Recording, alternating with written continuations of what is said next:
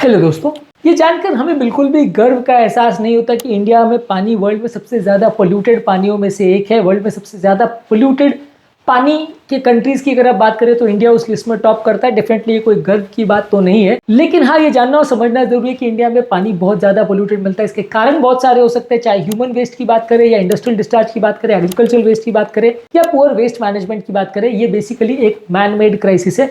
आज हम जानने का प्रयास करेंगे कि इंडिया में ज़्यादा पोल्यूशन होता क्यों है। कारणों को डिस्कस करने का पर्पस यही है कि हम इस पर अगर वर्क करें तो हम पोल्यूशन को कुछ हद तक कंट्रोल करने का प्रयास कर सकते हैं। यदि मल्टीपल सोर्सेज से होने वाले पोल्यूशन को यदि हम मैनेज कर सके, एक साथ सब पर अगर काम करें तो हम वाटर पोल्यूशन को कम कर सकते हैं। आज का टॉपिक है वाटर पोल्यूशन के इंडिया में कारण क्या है। टॉपिक पर जाने से पहले इस तरह के कंटेंट के लिए चैनल को सब्सक्राइब करें और वीडियोस को फ्रेंड्स फैमिली के साथ शेयर करें, क्योंकि ये कंटेंट किसी की जिंदगी बचाने और बदलने के लिए उपयोगी हो सकता है। टॉपिक के दौरान कुछ इंटरेस्टिंग साइंटिफिक फैक्ट्स, कुछ प्रैक्टिकल यूटिलिटी की बातें, कुछ साइंटिफिक स्टडीज आपको बताऊंगा जो आपको ज्ञान भी देंगे और हैरान भी करेंगे। और यदि आप एंड तक हमारे साथ बने रहते हैं तो हमारी ओपीडी की कुछ किस्से कहानियाँ और इंटरेस्टिंग स्टोरीज भी आपको बताऊंगा, इसलिए बने रहिए हमारे साथ एंड तक। चलिए शुरू करते हैं हमारे साथ ये हल्का सफर।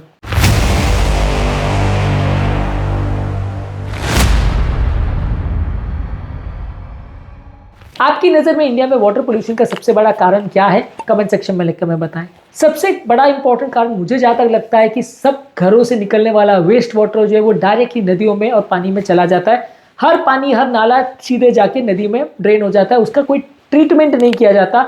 इसमें ह्यूमन वेस्ट होता है, डिटर्जेंट होता है, ऑयल्स होता है, मेडिसिन होता है, केमिकल्स होते हैं। ये सारी चीज़ें हमारे नदियों में, लेक्स में और ज़मीन के पानी में भी घुस जाता है। ये सबसे इंपॉर्टेंट कारण है जिसकी वजह से इंडिया में पोल्यूशन ज़्यादा होता है कि घर के सीवेज को ट्रीटमेंट करने के लिए कोई तरीका ज़्यादातर जगह पे नहीं है। ज़्यादातर यही है कि बड़े बड़े सीवर लाइन से उसको ऐसे नालों में छोड़ दिया जाता है पानी, जहाँ पे वो नाले सीधे जाके नदियों में मिल जाते हैं। जब तक पानी नालों में रहता है तो बहुत कॉन्सेंट्रेटेड गंदगी रहती है, जब नदियों में चला जाता है तो गंदगी थोड़ी डाइल्यूट हो जाती है, लेकिन गंदगी फिर भी रहती है। उसको ट्रीटमेंट करने का कोई तरीका इंडिया में नहीं है। ज़्यादातर जगह पे ये गंदगी को दूसरे पानियों के सोर्सेज में छोड़ देना ही इसका ट्रीटमेंट माना जाता है। सेम चीज़ इंडस्ट्रियल वेस्ट के लिए भी। इंडस्ट्रियल वेस्ट में हैवी मेटल्स जैसे लेड, आर्सेनिक, मर्क्यूरी होता है, एसिड्स और सॉल्वेंट्स होते हैं, डाइज, पेस्टिसाइड्स और केमिकल्स होते हैं। ये सारे chemicals textile, dyeing, leather industry, pharma industry, paper mills, electroplating industry में होता है। और यहाँ पे भी कोई नॉर्म्स फॉलो नहीं होते। सारा पानी को नदियों में छोड़ने के उनको अलाउ कर दिया जाता है, कोई सफाई इसके लिए नहीं होती। फॉरेन कंट्रीज वगैरह में कई जगह पे ऐसा नहीं है, जहाँ पे स्ट्रिक्ट नॉर्म्स है, वहाँ पर ये इंडस्ट्रियल पानी को आप नदी के पानी में या वाटर सोर्सेज में नहीं छोड़ सकते। उनको प्रॉपर ट्रीटमेंट करना भी इंडस्ट्री की जिम्मेदारी होती है, तभी वो उस पानी को रिलीज कर सकते हैं। लेकिन यहाँ पे कुछ फॉलो नहीं होता और यहाँ पे वो अगर सिंपल नदी के पानी में भी डायरेक्टली एक पाइप के थ्रू उसको छोड़ देंगे तो कोई भी उनको माइंड नहीं करता, कोई भी उनको टोकता नहीं है, कोई भी पेनल्टी नहीं होती है। तो ये खराब रूल्स जो है इंडिया में, उसकी वजह से इंडस्ट्रियल वेस्ट भी इंडिया में ट्रीट नहीं होता है। इसके अलावा एग्रीकल्चरल फील्ड से फर्टिलाइजर जैसे नाइट्रेट, फॉस्फेट, पेस्टिसाइड, हर्बिसाइड्स, ये भी सारी चीज़ें बारिश के पानी के साथ आपके नदी में चली जाती है, जिसकी वजह से आपके पानी में बहुत ज़्यादा एल्गे भी होते हैं, फिश भी मर जाते हैं, और जिसकी वजह से वो पानी को जब हम पीते हैं तो और नुकसान करता है। तो खेतों में जो पोल्यूटेंट्स होते हैं, केमिकल्स होते हैं, वो भी बारिश के साथ नदियों में चले जाते हैं। उसको भी रोकने का कोई तरीका नहीं है और वो भी बहुत ज़्यादा यूज़ होता है इंडिया में, जिसकी वजह से भी पोल्यूशन बढ़ता है। प्लास्टिक और सॉलिड वेस्ट भी नदियों में डाला जाता है। नदियों को प्लास्टिक बैग्स, बॉटल्स, थर्मोकॉल, ये सारी चीज़ें नदियों के ऊपर बहती नजर आती हैं और ये माइक्रो प्लास्टिक्स में ब्रेक हो जाती है, जिसकी वजह से वो फिश की बॉडी में भी चली जाती है, पानी में भी तैरता रहता है और हेल्थ को नुकसान करता है। प्लास्टिक के साथ एक और प्रॉब्लम ये है कि वो लंबे समय तक एक ही जगह पर रह सकता है और जब तक पानी का बहुत तेज बहाव नहीं आए वो वहीं पर रहता है, तो उसके अंदर पार्टिकुलेट मैटर धीरे धीरे करके पानी में घुलता रहता है और पानी को प्रदूषित बनाता रहता है। इसके अलावा रिलीजियस और कल्चरल वेस्ट भी है। हर फेस्टिवल्स में बड़े बड़े मूर्तियों को पानियों में डाला जाता है, उसमें प्लास्टर होता है, केमिकल्स होता है, पेंट होता है। इसके अलावा त्योहारों के टाइम फूल डाले जाते हैं, कपड़े डाले जाते हैं, फूड डाला जाता है। अगर हम एशेज या किसी कोई अगर डेथ हो जाती है तो क्रीमेशन के दौरान उसका जो राख है उसको डालते हैं। ये सारी चीज़ों में ऑर्गेनिक वेस्ट और हेवी मेटल्स चला जाता है और ये सारी चीज़ों को अगर आप किसी को मना भी करोगे तो लोग बोलेंगे आप धर्म को गाली दे रहे हो, आप ये कर रहे हो। तो लोग इसको पोल्यूशन की नज़र से तो देखते ही नहीं है।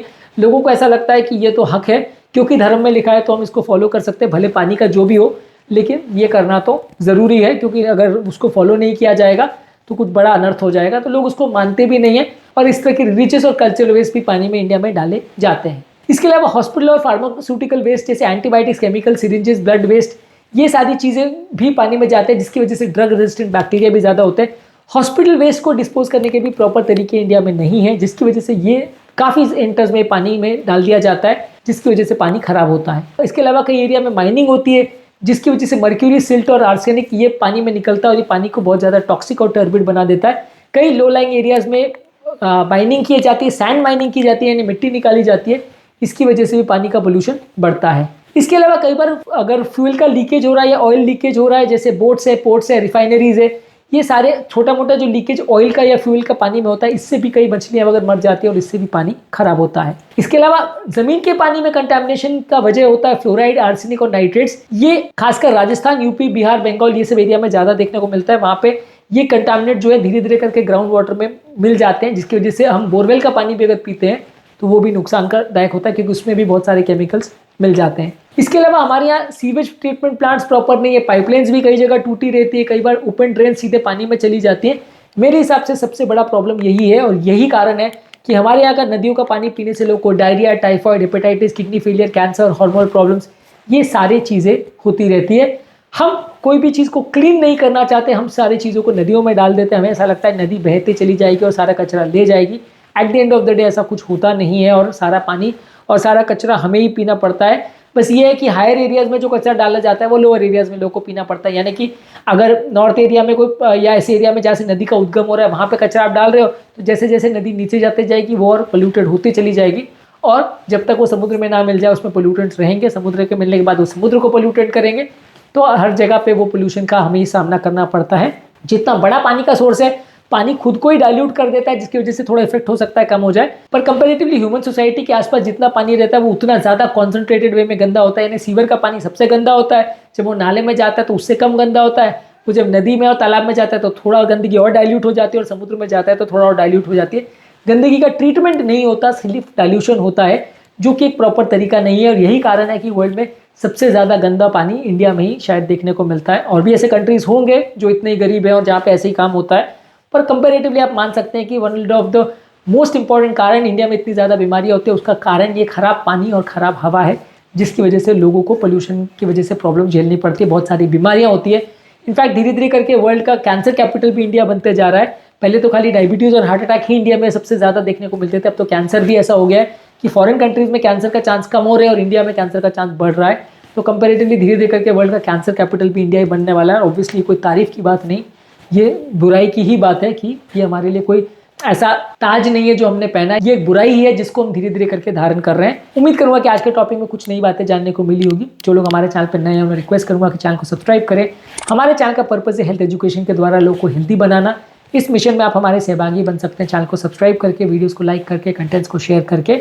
आपके कमेंट्स हमें जानने में मदद करते हैं कि आपको हमारा कंटेंट कैसा लग रहा है। प्लस पॉजिटिव हो या नेगेटिव हो, वो हमारे लिए मोटिवेशन और इंस्पिरेशन का भी काम करते हैं। इसलिए कमेंट्स करते रहिए, वीडियोस को देखते रहिए, शेयर करते रहिए और हेल्थ के सफ़र में आगे बढ़ते रहिए।